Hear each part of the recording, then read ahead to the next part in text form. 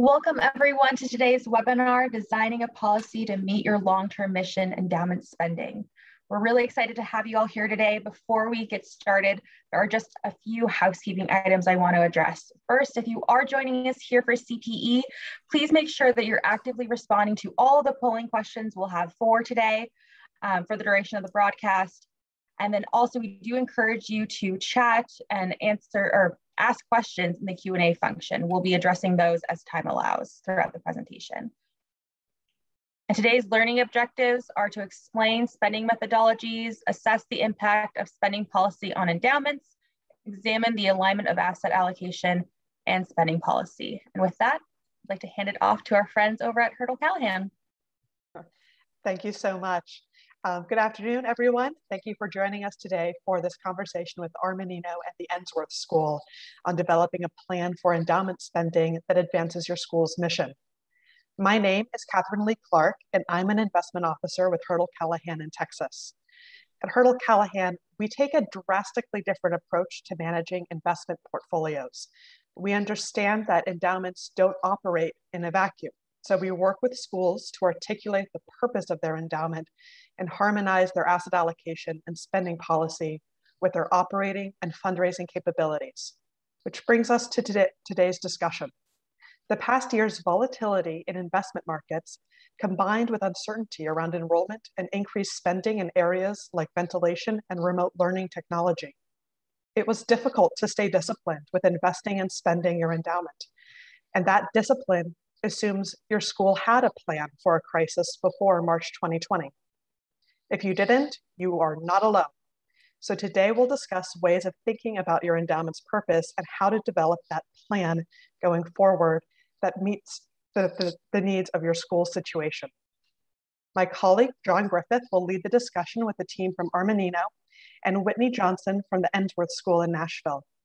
John is based in our Philadelphia headquarters and leads our enterprise risk planning for academic institutions. He joined us 7 years ago after decades as a college CFO, most recently at Bryn Mawr College. His unique approach to understanding risks and opportunities for our plans has been especially valuable during this stressful period. So turning to the next page, Hurdle Callahan, if you're unfamiliar, Hurdle Callahan acts as an independent investment office, serving nonprofits and families for over 33 years. We work with 200 clients across the country, including 34 endowments, and are known for our highly customized strategic advice.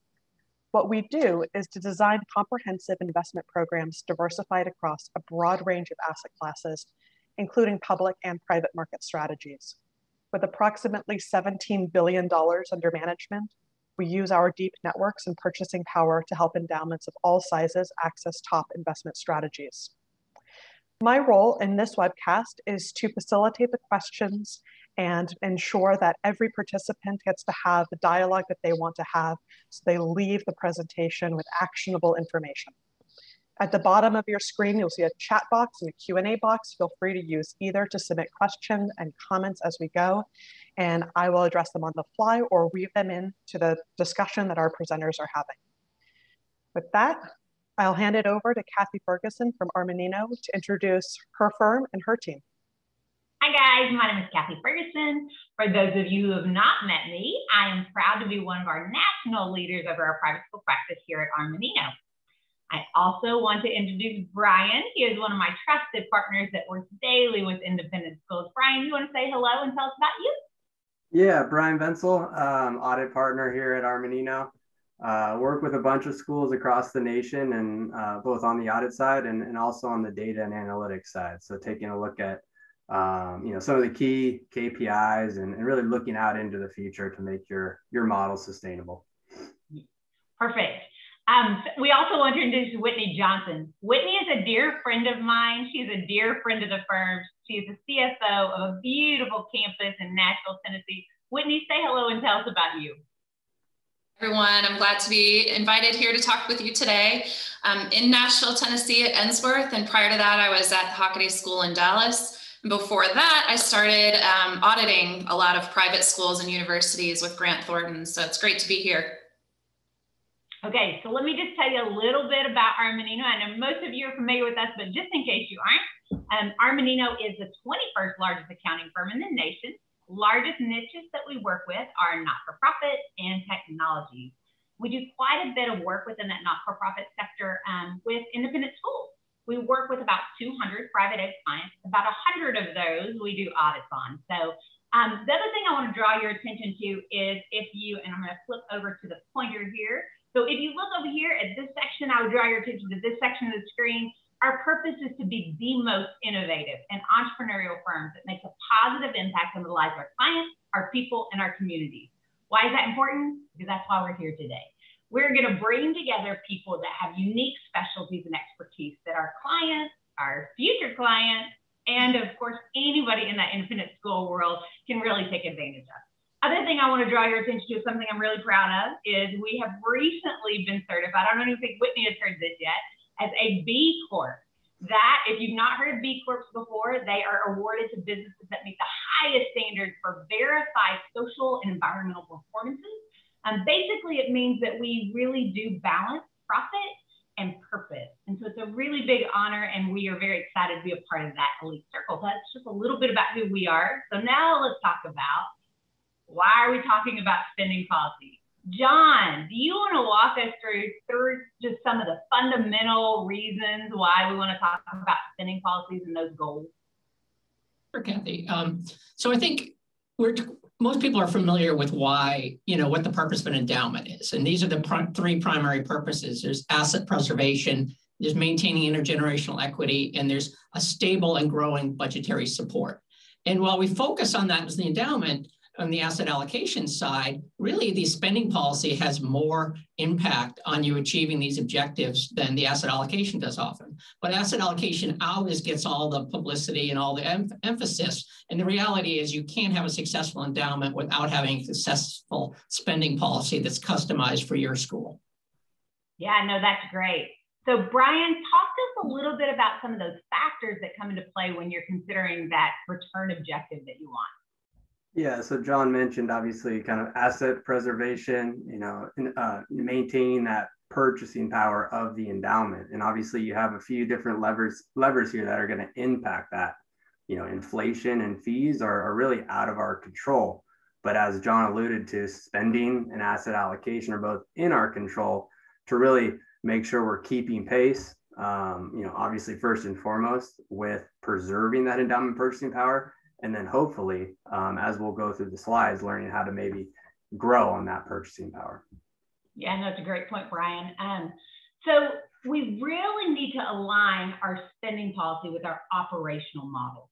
John, tell us a little bit about, what makes a spending policy so unique for every school? Why can't it just be, why can't we make it easy? Why can't it just be one size fits all, everybody do this? Well, it's one of the most popular questions I get is what should my spending rate be? And the reality is your spending rate, just like your asset allocation, has to be customized for your organizational facts and circumstances. And so you'll find out through this webcast, there's some basically rules of thumb that people use for endowment spending. And I think that's crazy. You need to customize it. The reason Hurdle Callahan does so much planning with our clients is that the customization of your spending policy and your asset allocation, that makes all the difference in the world to having a successful endowment and versus having an unsuccessful endowment strategy. And so the two major issues that we look at for customization is your financial condition and your endowment dependency. Okay, so you said your financial condition. Tell us a little bit about what is the difference on one of those schools that has a weak financial position versus more of a stronger financial position. Sure. So when you're thinking about your spending policy, think about it as the trade-offs that Brian showed us before. It's the current spending versus long-term growth of the endowment. And think of that balance that people have. And so with schools that are in a stronger financial position, by the very nature of them being a strong financial position, they should be spending less now and saving more for the future. The biggest mistake I see schools making is if they're in a strong financial position, they're failing to reduce their endowment spending. By reducing your endowment spending, you are able to monetize that by compounding, and you end up with a larger endowment value. But more importantly, you end up with this tool you can use. So when financial conditions change, or when you implement a strategic plan, or you need funding, then you raise your spending rate back up. And so the concept of spending, like we always spend 4%. No, you should spend 3% when things are good and spend 4% when things, or 5% when things are bad. And so think of it more of a lever you can use, and just saying we always spend at a certain rate just doesn't make any sense.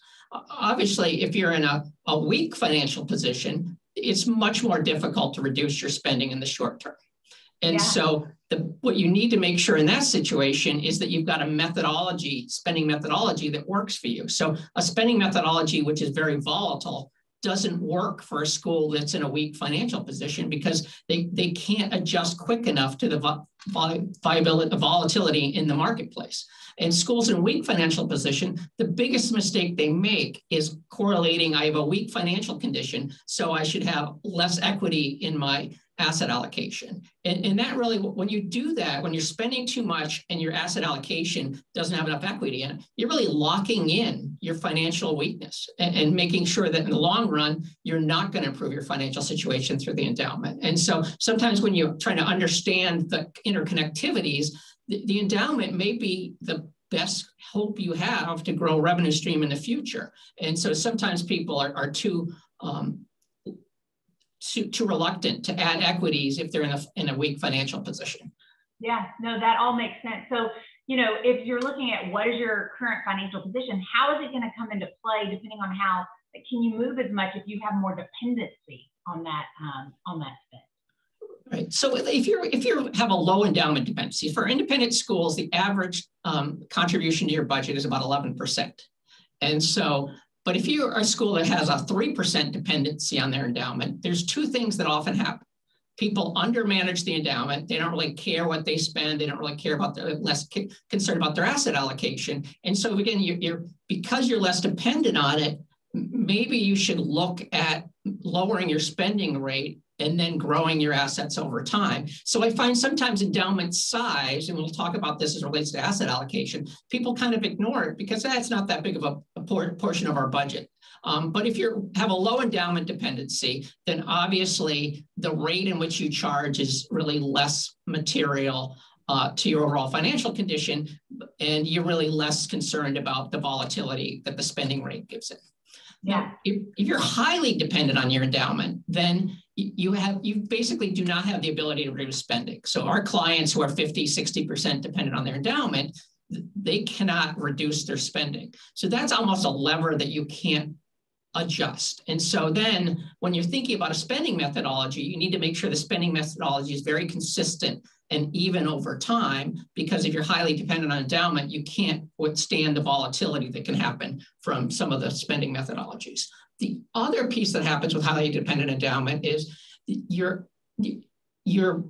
ability to maintain purchasing power is so much more important. If you get 80% of your revenue from your endowment, you had better be keeping pace with inflation, because failure to keep pace with inflation will really harm your organization's ability to achieve your mission in the future. And so it's almost like if you have a high endowment dependency, you really need to make sure you've got the spending methodology and the asset allocation correct. Okay. I just want to pause there. And we had an interesting question come in about lowering spending. And I think the question was, can you sort of lower your spending rate at any time during the fiscal year? And if you lower your spending rate, what issues should you sort of be concerned about with donors, audit, et cetera? Yeah, and that's a great question. What sometimes schools do is so you might pay out at 4%, but at the end of the year, you might decide you're going to return some money from the endowment. And so in that perspective, lots of schools do that. You might pay out and then return a piece. Now, there's two concerns. One is there's a MIFA laws that limit, you can't underspend restricted endowments by a certain amount. So you have to be concerned about underspending in some circumstances, although you've got a 3-year moving average for most states for that. So there's a concern there. But for the most part, the idea of returning money now from my perspective, is that you're just saving it to spend it when you need it in the future. And so from a fiduciary perspective, you're not saying we don't need the money. You're just saying, I need it more in the future, so it's better that I save it now. But there obviously are donor issues that come up from that. Well, yeah, John, I was going to say on that donor side, right? So if they give money for a reason, even if you save it to spend it later, you still have to spend it on why that donor gave it, right? Like at the end of the day, if the donor gave money for a specific reason, for capital, let's say, well, you spend it today on the draw or next year on the draw, you still have to spend it on capital. You still have to follow their intent.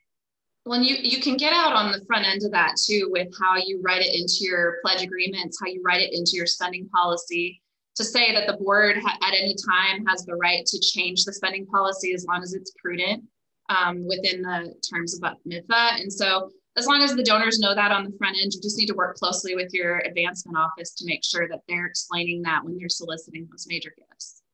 Yeah, Whitney, absolutely. The donor agreements, the more flexibility an institution has, the better, because these are gifts in perpetuity. You don't know what's going to happen 50 years from now, 30 years from now. And so saying, we currently spend it for, but the board has the right to adjust the policy as it needs to for financial situations. That's key to having your documentation so that you do have some flexibility in the future.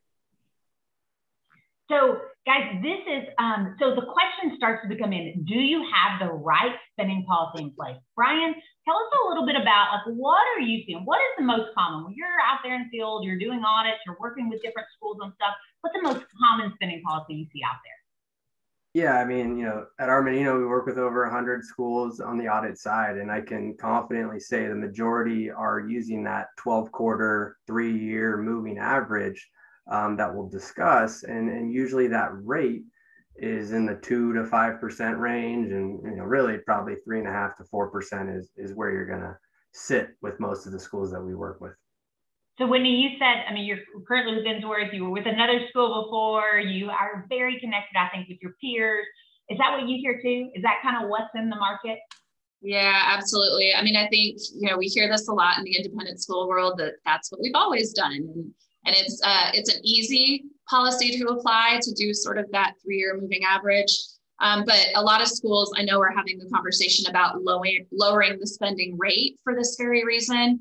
But it doesn't take into account the whole picture, as John was explaining, on endowment dependency, tuition dependency. And then, if you're spending an insane amount in the good times, you haven't kept any back for the bad times. Just lowering that spend rate doesn't really get you quite all the way there. And so this is something really that my school right now is working on lowering it down, but we're still on that 3-year moving average and looking into another option that would help us preserve our purchasing power over the long term. Yeah, no, that's great. So let's find out a little bit about, we've got quite a few people on there, about 100 people on right now on the webinar. We'd like to hear from you. What is it that you're, how are you doing your spending rate? So we're gonna go ahead and launch that polling question really quickly. And go ahead and select what type of spending policy you use. 3-year moving average, 5-year, constant growth, hybrid. Are you using a setting of policy or other? We'll give everybody just a minute.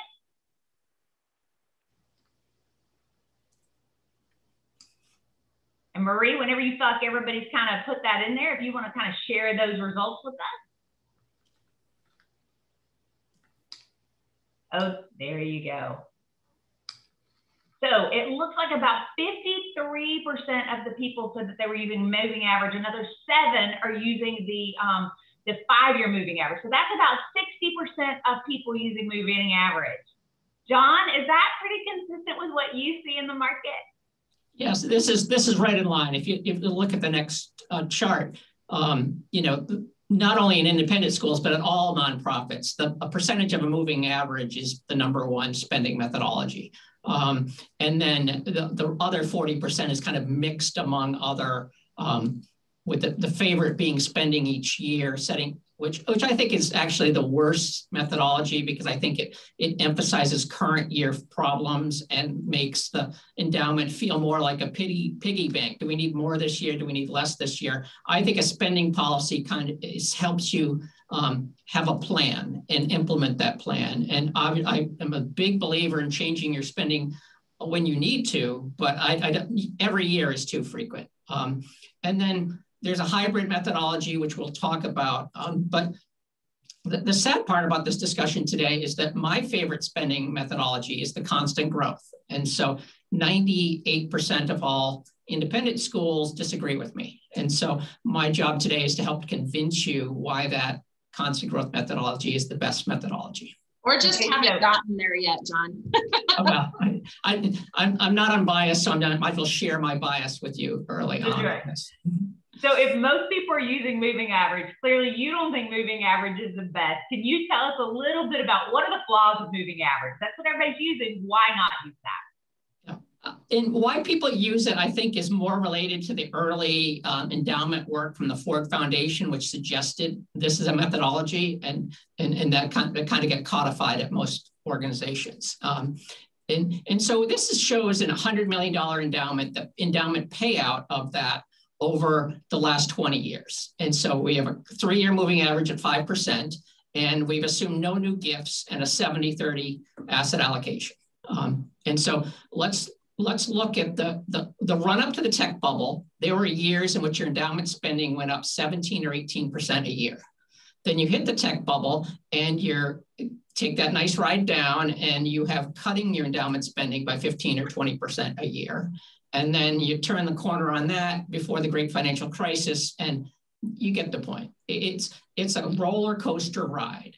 And the weirdest part is that in 2018, you still haven't gotten back to the spending dollar amount that you before the tech bubble. And so it's a terrible methodology. One of the reasons we have endowments is to provide a smooth and stable spending source. Does anyone think this is a smooth and stable spending source?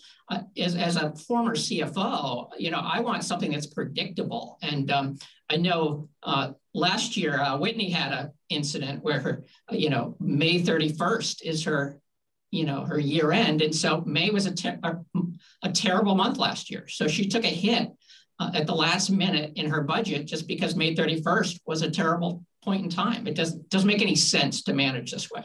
Investment volatility does not have any relationship to how we pay our faculty, how we manage our organizations.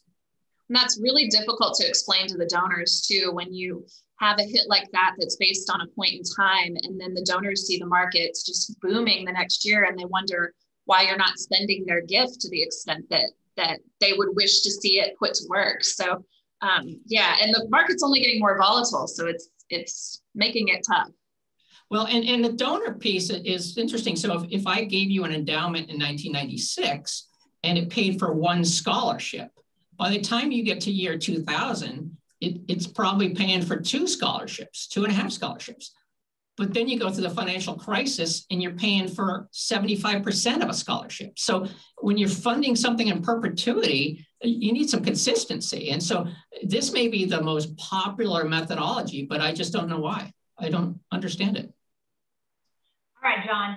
So if there are flaws with the moving average model, let's take some time to kind of walk through some of these other models, pull them apart a little bit, really dig into them and get some understanding.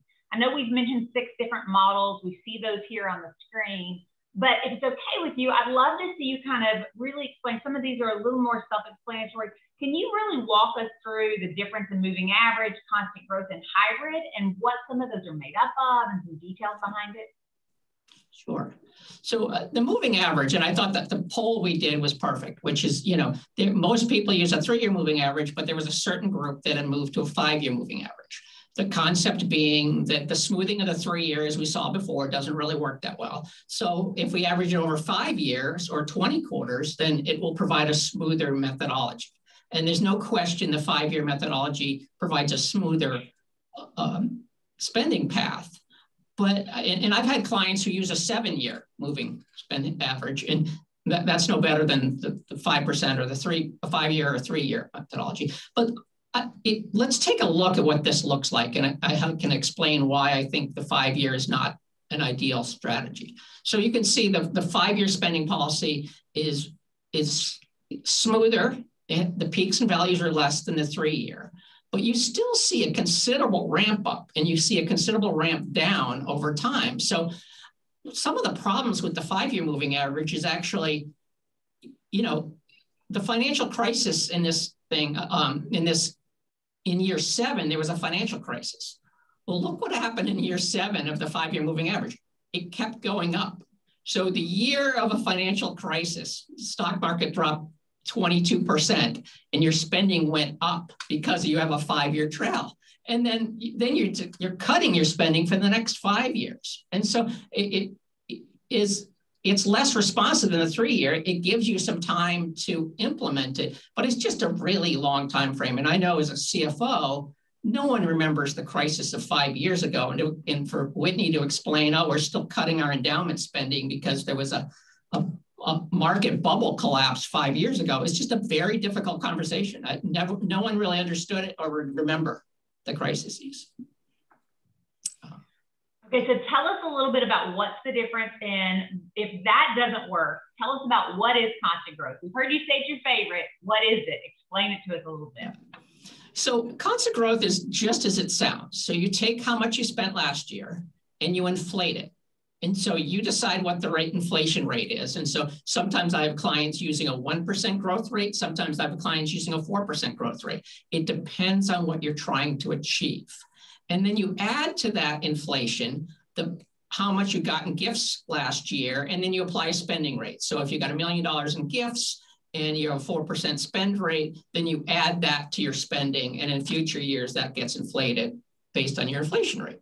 So it almost mirrors your budget. It's predictable. It's smooth over time. You have more control over it. If you want to grow spending, you increase your growth rate. If you want to decrease spending solely over time, you can have a lower growth rate. But more importantly to me, that it provides protection when market declines, and it actually helps you diversify your income and revenue streams.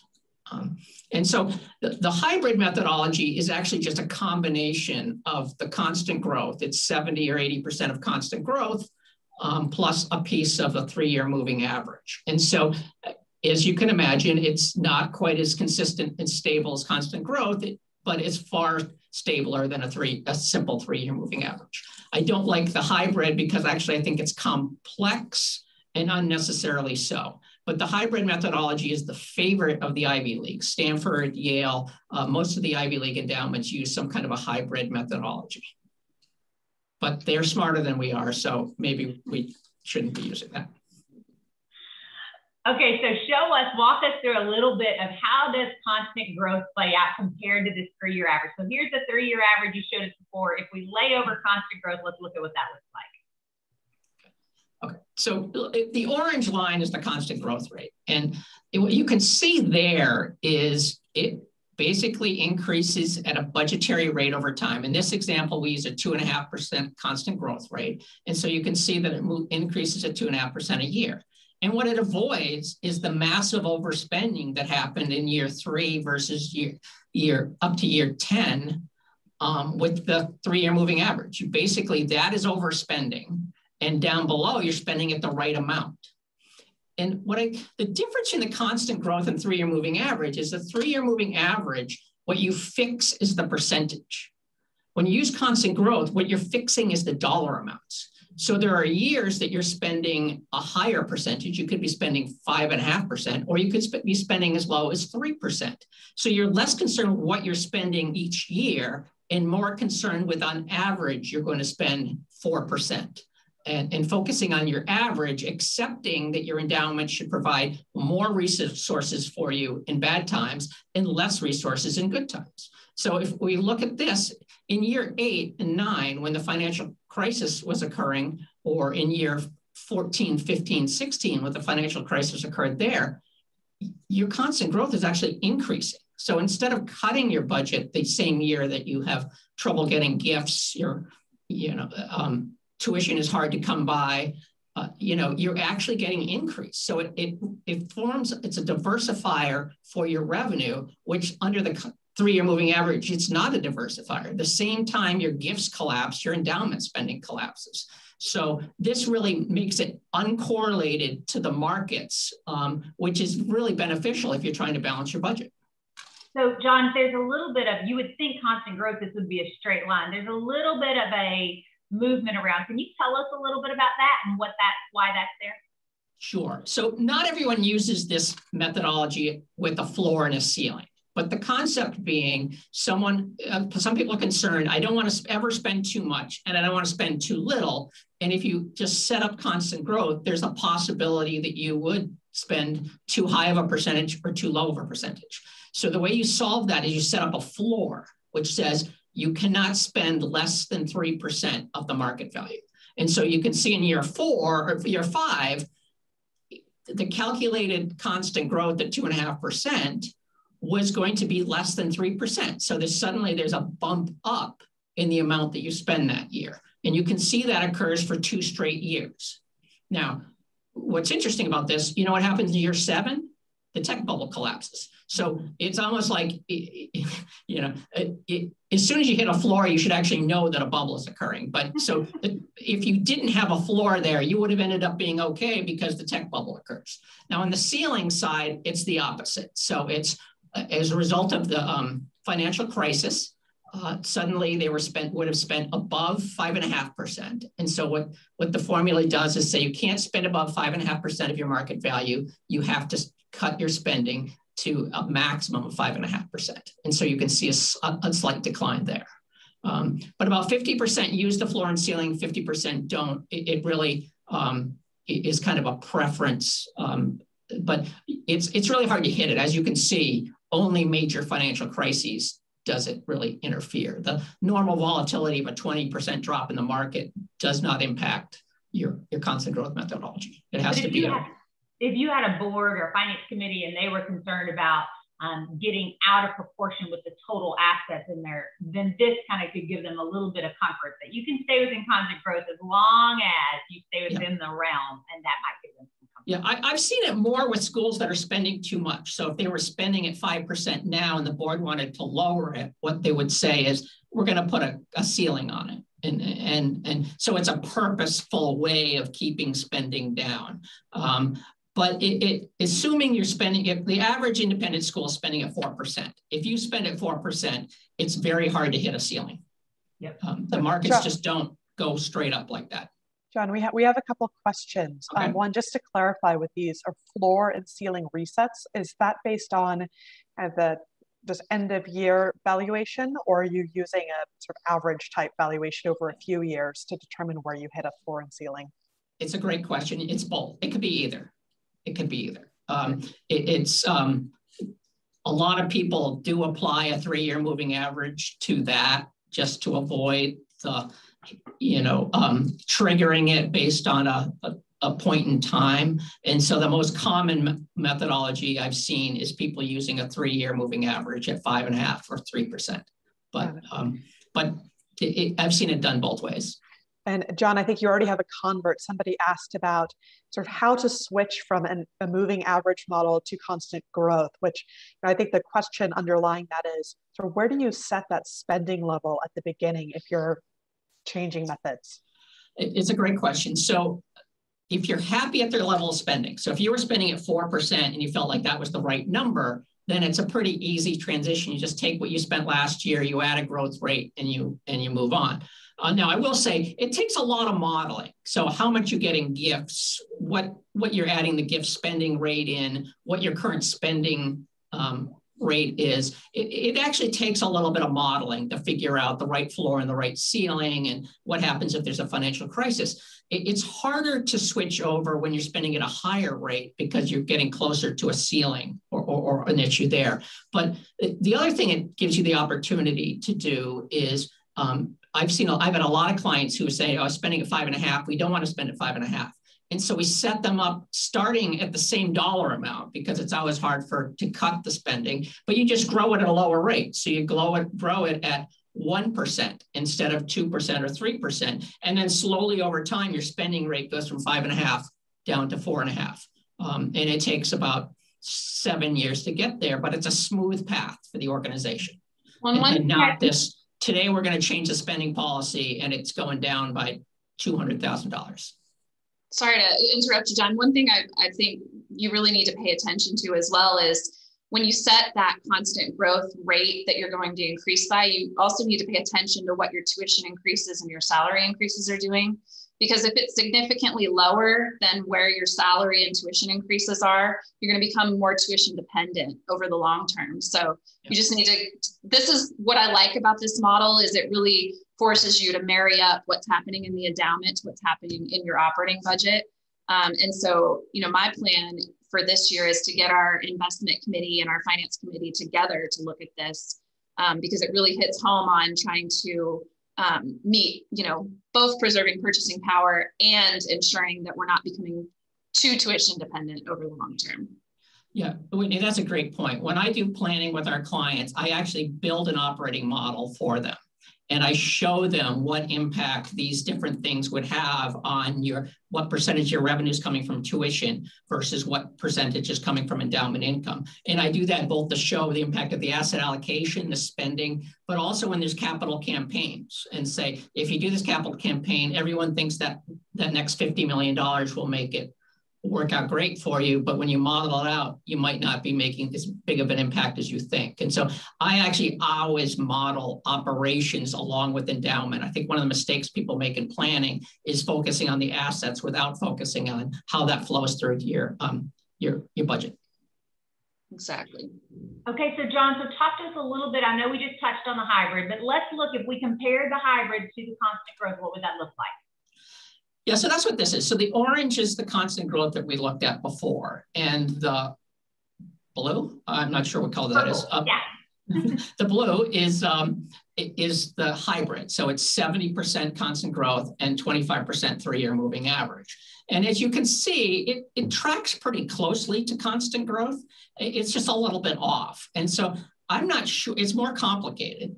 So it's not good from a communication to your audience, any audience, whether it's internal audience, whether it's donors, and the differences seem insignificant when you could just do constant growth and make it simpler. So to me, I'm always concerned about anything that makes it hard for board members or internal people to understand the finances, and constant growth just wins because of its simplicity. Right. So it is harder to calculate, it's more complicated, it's harder to communicate, it's harder to understand, and the payoff of it may not really be quite there for the hybrid. Right. Okay, so Whitney, Brian, I would love to get a little bit of your thoughts on constant growth. What are your thoughts? We know John says constant growth is the way to go. What do you think? What are you hearing today? I mean, it makes perfect sense to me. I talked about sort of getting finance and investment committee together, and when using the trailing average, a lot of times I'll sit in one committee meeting and here we have to lower the endowment. I'll sit in the other and here we need more from the endowment. And so they put those two committees in opposition with each other, whereas the constant growth is a win-win. It's preserving the purchasing power, but also increasing your operating budget, your spend each year. So I think it sounds great. Yeah, and I think, it's predictable, as we all saw on the chart. And over the last year or two that we've gone through, the volatility and the uncertainty, increased expenses, et cetera, any of us would probably sign up for that chart that consistently steps up and to the right, that we can go into each budget season knowing that, we're going to have an increased impact from our endowment, rather than potentially paying for last year for several years down the road on the moving average calculation. Okay, so John, it sounds like you've got at least 2 converts out there. It's hard to imagine I could convince anyone of anything. I'm curious, are there any others out there that have also agree with you? Let's launch that next polling question. How many of you out there, based on this conversation, are going to reconsider their spending policy over that next 12 to 18 months? Real-time feedback of my success as a salesperson. Woo! Real-time feedback, John. This is scary. I did not know this was one of the questions. This is a surprise one for you. Okay, so let's go ahead and we'll close that in just a few minutes if everybody wants to go ahead. Okay, so we've got half. There's about 100 people on there, and at least half of them are reconsidering, John, based upon just that 30-minute conversation. I think that's pretty impressive. All right, let's move to this next. So we've talked about this is what's important. These are those different kinds of spending policies. But what about your asset allocation? This seems to be another area where there's a lot of focus. How does that impact your spending policy? So Brian, talk to us a little bit about this slide and about some of those factors that come into play when you're considering your return objectives. Yeah, as we alluded to at the beginning, you have a few of these levers that impact kind of the fundamental goals. Inflation and fees are kind of out of your control. Spending, we've dove deep into that; it's in your control. And then we start to talk about asset allocation, right? And your size of the endowment, and we'll look into how you invest in those certain allocations and how that may impact your floor or ceiling, from a spending policy. And aligning those two together is very important. You can't have one without the other. Yeah, absolutely, Brian.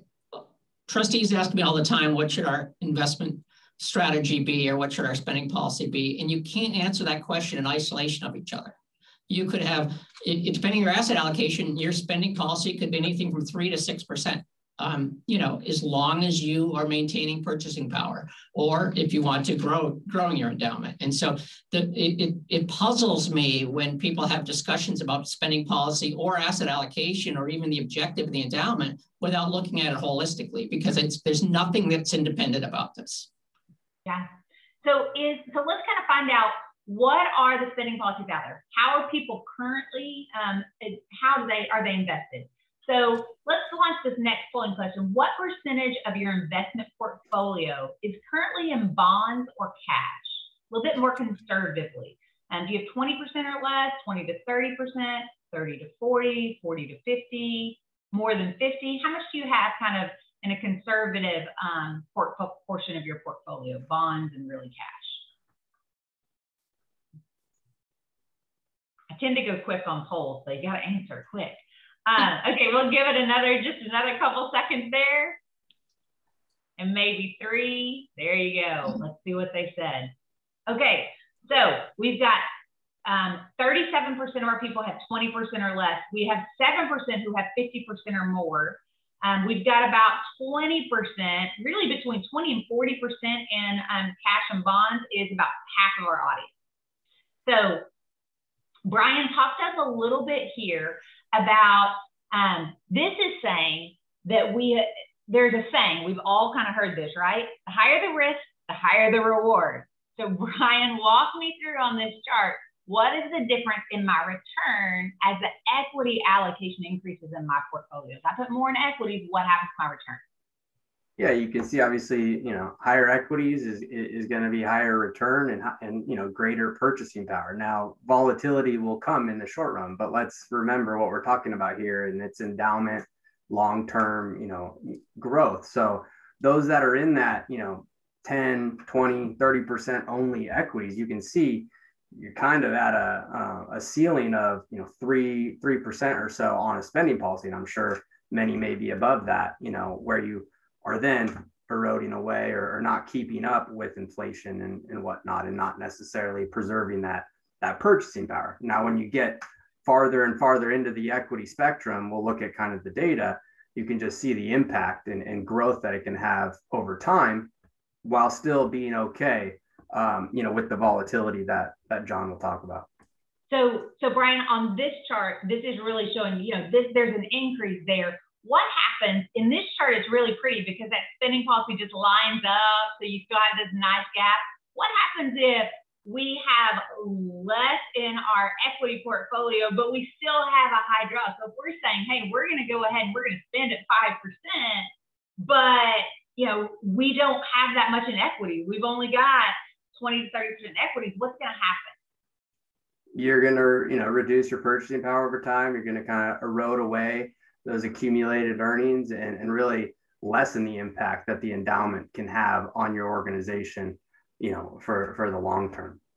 Okay, John, walk us through an example. So we just kind of looked through that. If we had a 7% return from one group that we were expecting, if we had an 8% return that we were expecting from another, tell us a little bit about how this impacts our purchasing power. So this is a chart I used with one of my clients who's a heavily endowment dependent organization. And so they had a 7% return portfolio, and they had a 41% chance of keeping pace with inflation. So that meant there was a 59% chance that they weren't going to keep pace with inflation. Now, if you go back and think about what we talked about with highly dependent organizations, if you get 80% of your budget from your endowment, you had better make sure you keep pace with inflation. If you would only get 3% of your funding from endowment, maybe a 41% would make sense. But if you're heavily endowed and it's very important to you, this is an unacceptable situation. And so there's two levers you can pull here. One is you could reduce spending. So you see they could have chosen to reduce spending from 5 to 4. They could not do that because of their how dependent they were on their endowment. And so as a result, they moved to an 8% return profile. So they added more private equity, they cut their bond portfolio, and they moved to being 52%, a probability of 52% of keeping pace with inflation. And so this is the reconciliation we do when we plan with organizations, which is there's no free lunch. You can't say I want to spend at 5 and I want a 7% portfolio. Your fiduciary responsibility is to keep pace with inflation, and you're not doing that in that situation. And so, and when you look at this, we're not talking about 1 year, because obviously 1 year you earn much more or much less, but on average over time, your portfolio should be keeping pace with inflation. And this is the way to look at it and think about it, which is you've got two levers. Which one are you going to pull? And most people are doing both. And Whitney, do you want to talk about what you're going through now with this same situation? Yeah, I mean, this is exactly the type of modeling we did with our investment advisors, and came to the conclusion that we needed to do both. So we were previously at a 4.5 spend rate, and we're stepping that down over time. But at the same time, moving from a 70-30 mix closer to an 80-20 mix, a lot through getting into some more alternative investment options and that sort of thing. So pulling both levers, but the constant growth model has me thinking, there may be a better way to achieve that step down that doesn't hit the operating budget quite so hard over the short term. So Brian, tell us a little bit. I'm sorry, John, were you going to say something? Oh, no, I was going to answer Claire's question, but I'll do it after we walk through this. Perfect. So Brian, we say at Armanino, we do that benchmarking across all the schools that we audit. We audit about 125 schools. We do the benchmarking, we look at it. When we look, have we ever observed any trends in how aggressively or conservatively a school might invest based upon the size of their endowment?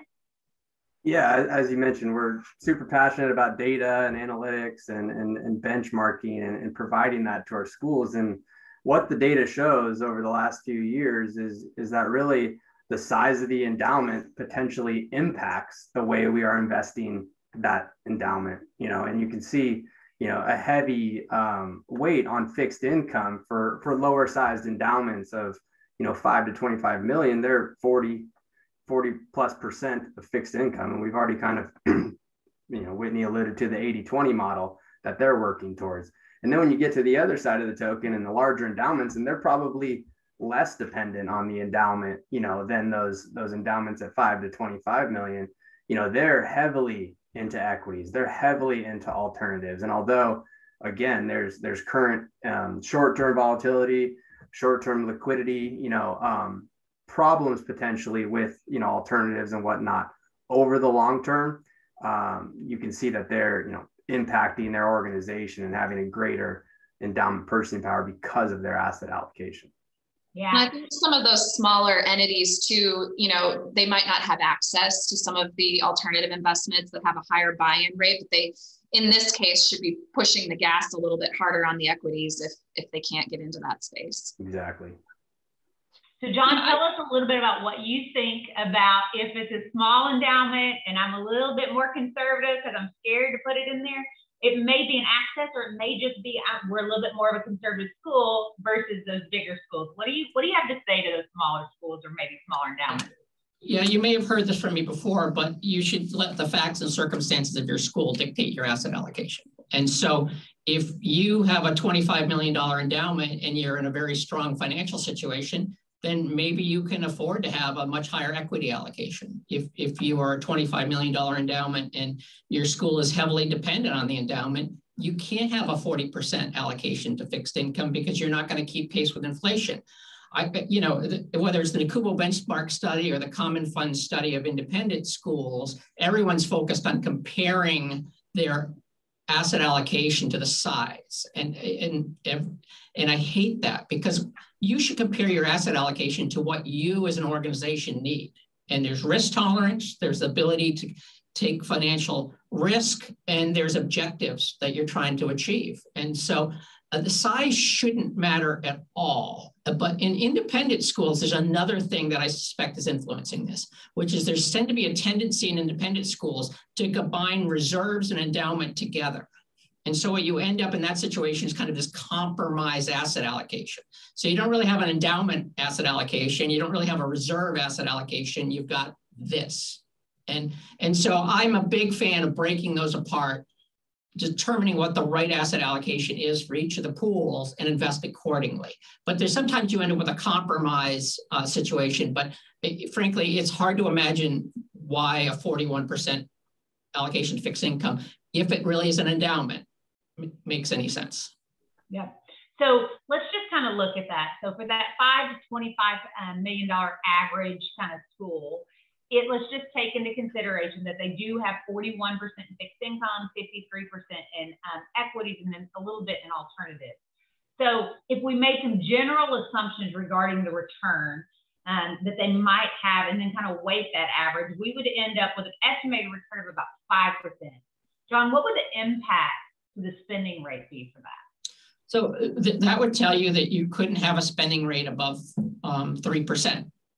If you wanted to keep pace with inflation. And so in this situation, someone had asked about the emphasis on equities. I think that the two things that have occurred is that 15 years ago, I was investing fixed income in short-term bonds and getting 5.5%. And I was spending 4.5% for my endowment. So it was easy to make my endowment spend. Now we're talking a situation where, in this model, I put 2.5%, but, that's probably a little optimistic based on what's happening now. And so the price of liquidity has never been higher. And so the emphasis, and if you have fixed income, you're not going to keep pace with inflation. And so every dollar you have in fixed income, you need $1.50 in equities to offset it. And so that's why the shift into equities is so dramatic. It's because of the lower return from fixed income is just putting so much pressure on boards to focus on equities. And that is putting people in a very uncomfortable situation. And some of it is just having to accept that lower return environment means you need a different asset allocation. And we're spending a lot of time with clients who have too much in their fixed income pool, have too much liquidity. We do detailed liquidity studies with people to kind of prove out why you don't need 41% of your assets in fixed income. But the bottom line is the liquidity is very expensive. And if this is a true endowment, you can't spend legally more than, let's say, 7% a year. So why do you need 41% liquidity? So even people who think they're being conservative, I think they're being conservative by focusing on short-term investment volatility, not focusing on long-term growth potential of the endowment. And so, it's just where the markets are now. 10 years ago, 12 years ago, you could argue fixed income at 5.5 and you're spending 4.5. You could have a huge amount in fixed income if you wanted to, and some did because that was the right approach. But that's not where the market is today. So if a school spends at 5% versus if a school spends at 5.25%, this slide kind of walks through on a 30-year, like if you looked at the long-term nature, to your point, John, this slide is saying that the school who had a 5% spend ultimately had a bigger long-term, like what they have drawn out of that endowment over the long haul. Tell us why that's true. Yeah, so this helps demonstrate the easy lever that people sometimes push. Let's just increase our spending by 0.25%. And this shows the impact of that decision over a 20 and 30-year time frame. So you would end up with about $2.6 million increased annual spending over that 20-year time frame. But you would miss out on $8.1 million in increased market value. So you can see that from you're losing out on valuation to make up for a pretty small increase in annual spending. But the most interesting part is the impact of compounding. As you look at the right-hand chart here, which is a little hard to see, but the 5-year % spending obviously is you're spending more in the early years and less in the later years. But the 5% spending, ultimately, you end up get more dollars in the out years because the compounding impact of a higher market value means that out in year 30 and starting probably at about year 22, you end up getting more annual spending from the 5% model than you do from the 5.5% model. And not only do you get more annual spending, as you can see there, but you also end up with a larger market value, by 6.1 million. And so it's really just the long-term consequences of what seems to be a small change in spending is really enormous when you look at the value over time. So Whitney, tell me a little bit about just kind of your thoughts overall. We're down to our last 5 minutes or so. So I kind of want to give you a chance to tell us what are your thoughts on this spending policy, but also on your asset allocation and the impacts of that. Yeah, I mean, I think the key takeaway for me is just the holistic approach to this. Just pulling one lever, such as the spending rate, to tick it down doesn't answer the question. You need to know what your investment objectives are. And I really like the point you made, John, about, those of us that are investing our reserves in quasi-endowment need to pay attention because the objective is completely different. You need, the whole point of having reserves is to have that liquidity versus endowment is to preserve the purchasing power over the long term. So I really like all of the thoughts that have been brought in, and I think it's really going to bring competing demands together onto the same page to talk about it holistically like that. Yep. Brian, do you have any closing kind of thoughts or anything on the model and the things that John has shared with us today? No, I just think, you're always going for growth and you're always going for things up and to the right. And that's what the data kind of shows, right? Is predictability. And, again, not to emphasize it, but it hasn't been predictable over the last, 12 to 18 months operationally. And obviously over, the market volatility over the last several years. So I think, again, any of us would sign up today for that predictability out into the future to, impact our organization in a positive way. So I'm going to go to this last polling question, and then I'm going to turn it over to John while everybody's answering it. We're going to launch this polling question. There is so much good information that has really been presented here. And I think that I've ran through this 3 or 4 times with Hertel Callahan and been impressed every single time. So I would say if you would like some more information about benchmarking that we do with our independent schools, audit, tax, consulting kind of services, if you want help with endowment asset allocation, spending policies, how to access private investments, or if you just kind of want a white paper that recaps some of this stuff, kind of select those boxes here so that we know how best to serve you coming out of this. And then John, I'm going to turn it over to you to see, what kind of last little nuggets of wisdom do you have there? So I think the key to all these discussions is understanding your investment objective, your objective of your endowment. And lots of investment policy statements say, I'd like to both preserve purchasing power and grow the endowment. And you end up with kind of a blurred objective. So decide which one of those two you want. You want to preserve your purchasing power? Do that. You want to grow your endowment? Do that. But people tend to blend those two together. And I think the impact is you don't have the direction you need from your endowment. It's hard to figure out what your spending policy is if you're kind of not sure what your overall objective is. And so that's really the number one mistake I see is people who don't have a clear objective. And it's complicated. Would you want to preserve purchasing power? You want to grow your endowment? That's a long, meaningful discussion for a board. But if you don't have that nailed down, nothing else really sticks. It's hard to figure out what your asset allocation should be if you don't know your objective. And so that's where I start, which what are you really trying to achieve? And then you can go try to achieve it. And instead of doing it vice versa, which is let's figure out an asset allocation first. Yeah, no, that's great. Catherine, you want to kind of close us out and give everybody our contact information? Of course. Well, thank you everyone for participating. If there's any questions, you feel free to put them in the chat or Q&A here. And if not, we are always happy to talk to our friends of Armanino and Myrtle Callahan. You have our contact information here below. We will be sending out the slides and a link to a recording of this session within 48 hours. And our white paper as well, which is really easy to share with your finance committee, investment committee, anyone who wasn't on the call today, just as a quick primer on the topics that we discussed. But thank you, Armanino, for having us on your webcast. It's been a joy to work together. And Whitney, I appreciate you sharing your experience with Ensworth.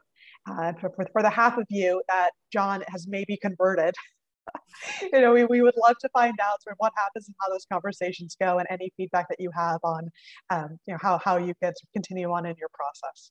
Yes, thank you so much, Catherine. Thank you, John. Whitney, you're amazing as always. Thank you guys, and y'all have a great rest of your day. Bye-bye. Thank you.